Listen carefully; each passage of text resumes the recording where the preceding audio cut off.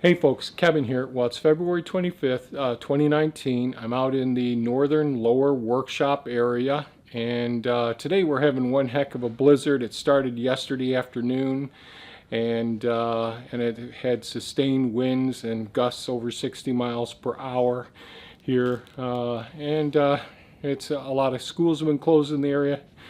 And fortunately, we haven't lost power here yet, so we'll keep our fingers crossed and hope that we don't lose power. We do have the 45 kilowatt generator that'll kick on automatically, but if our power goes out here and our generator is going out, a lot of people during a very cold blizzard would be in some challenging circumstances. So I hope the power doesn't go out for everyone else's sake.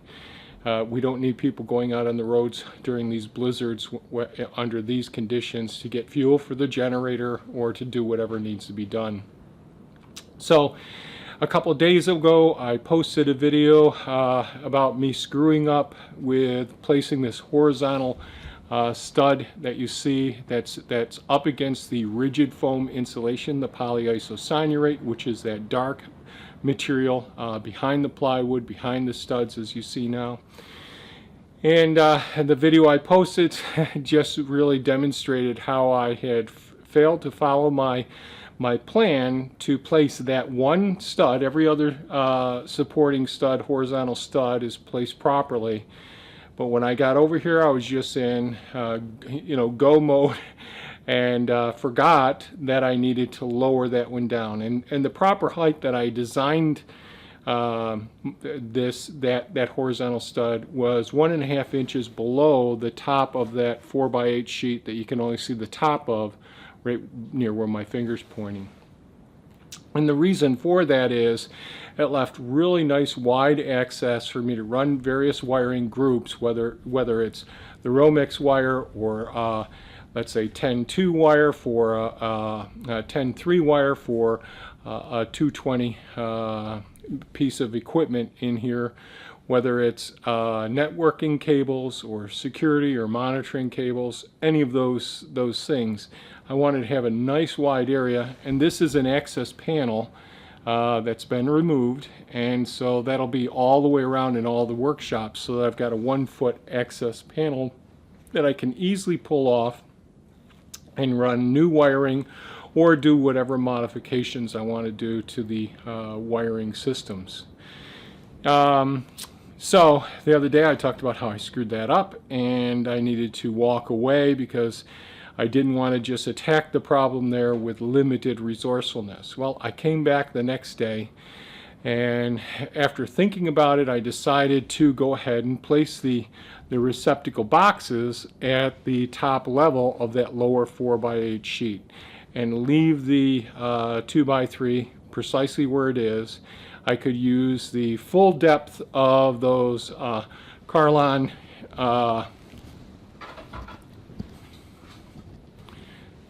I could use the full depth of these, I believe they're CARLON new construction receptacle boxes or outlet boxes or switch boxes. This is just for one switch or one outlet, a single gang box. The new construction ones, they come in a couple of different styles. This one has nails that go in the side that can typically just get nailed to the side of a stud. But with having already installed the plywood as I have thus far, what I decided to do was remove the nails, drill holes in the side of the electrical box, the plastic box, and angle those holes once they're drilled through, and then use drywall 1 5/8 inch long drywall screws to secure this to the stud where I'm mounting it. That way I could use a full depth box. I didn't have to do any, well, we just lost power here. So the generator will kick on in a minute and you'll see just how quickly everything comes back on. I'm using one of my LED photography lamps right now. And what was I saying? Okay, so the generator's kicked on, all the lights are back on as well. So the once the drywall screws are into the box, and I ended up using my my DEWALT cordless 12-volt jig saw, which I really like using cordless power tools nowadays. They're really the cumbersomeness of using a corded tool to reposition a jigsaw when I'm going around in all these different positions, and I use several different cordless tools, from angle grinders with metal cut-off wheels to oscillating saws in some of these tight places and all. Using cordless tools is really, really wonderful. And I'm not sponsored by anyone, but I would say I've really been a big fan of the DEWALT cordless tools, and it's one of the reasons is I've been using them since there were 18-volt systems, and now I'm at the 20-volt and the flex volt in some of the systems. So I use that DEWALT jigsaw to cut the holes in there. Cuts so clean and neat. I do have a really nice Bosch corded jigsaw, but that cord tends to get in the way, and it becomes somewhat cumbersome because it can actually pull and not allow me to maintain a nice, perfect, straight cut, especially when I'm cutting down or cutting sideways. You know, it's just really good, especially if you're not working in the brightest locations. And these new cordless saws have nice bright LED lights as well that really illuminate the area. Now, Milwaukee, Bosch, all those other companies make some really good saws. I'm just married to the DEWALT because that's the system I'm involved with. That's the battery systems I've got, so I can just exchange the batteries with the rest of the systems. This isn't a commercial for DEWALT, but I thought I'd throw that in since you'll see me using some of the DEWALT tools in these videos. So what's going to follow in this video is seeing me mark out the areas where the receptacle boxes will go, using the jigsaw to cut out the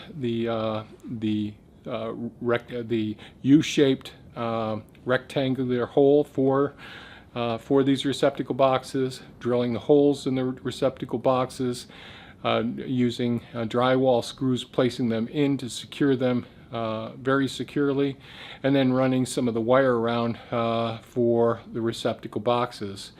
In some areas you'll see these little yellow orange tags as well, so as I'm running the wires around, I'm trying to make sure that I'm labeling where these wires are going.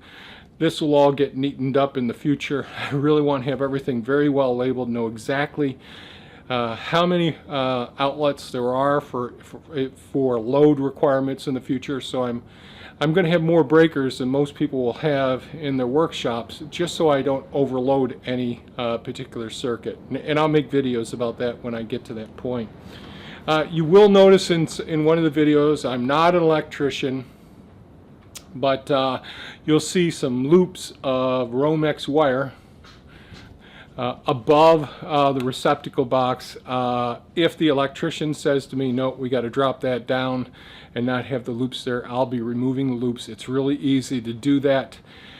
I've just run into situations when I've done remodeling with my wife's original farmhouse years ago and other places. I ran into situations where the wire length, you know, having good 6 inches of wire going into each one of these receptacle boxes is really important. But I found times where I needed to do some modifications, and a few more inches of wire would have really made it much easier. So I've gotten in the habit of putting those loops in, so please excuse those. Those may not meet code, and they'll be modified if I find out that they won't. So what will follow is the video footage of me making the cutouts, modifying the boxes, running the wires, and that's about it. So if you found this video of value, please give us a thumbs up, share it with your friends. If you'd like to be notified when we post more videos, hit that little red bell icon. It helps us out, the more people that watch these videos as well. If you have any comments or questions, please leave them below. I really appreciate it. Getting some nice feedback from people, and that really makes my day, makes it worthwhile me spending the time creating these videos. Thanks so much for watching, folks, and have a super fantastic day. Stay warm. Bye-bye now.